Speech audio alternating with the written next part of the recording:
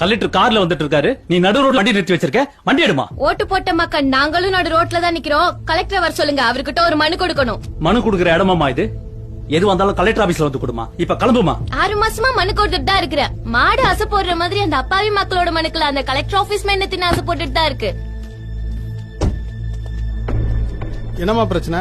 வணக்கம் சார், வழி மறைச்சு மனு தரதுக்கு மன்னிச்சிடுங்க. என் பேர் கௌசல்யா, கரியம்பாளையம் கிராமம், கள்ளக்குறிச்சி மாவட்டம். கரியம்பாளையம், எடுத்தனூர், சீர்பந்தல், சின்னமணியந்தல், பெரியமணியந்தல், திருவரங்கம், கடம்பூர், மரூர், புதூர், ஓடியந்தல், இளையனார்குப்பம், அழுதங்குடி, மாடம்பூண்டி, சின்ன கொல்லியூர், பெரிய கொல்லியூர்னு எங்க சுத்த வட்டாரத்துல இருக்க 15 கிராமத்துக்கு 10 ஒயின் ஷாப் இருக்கு சார். ஆனா ஸ்கூலு 2 தான் சார் இருக்கு. எல்லாரும் குடிச்சு குடிச்சு அழிஞ்சு போறாங்க சார். 10ஆம் கிளாஸ் படிக்கிற பசங்களாம் கூட குடிச்சிட்டு அப்பா நெஞ்சில எட்டி ஒதைக்கிறாங்க சார். நான் சின்ன வயசா இருக்கும்போது ஊருக்கு 4 பேர் தான் சார் குடிப்பாங்க, அதுவும் யாருக்கும் தெரியாம. ஆனா இப்ப குடிக்காதவங்கள பாக்கதே அதிசயமா இருக்கு சார்.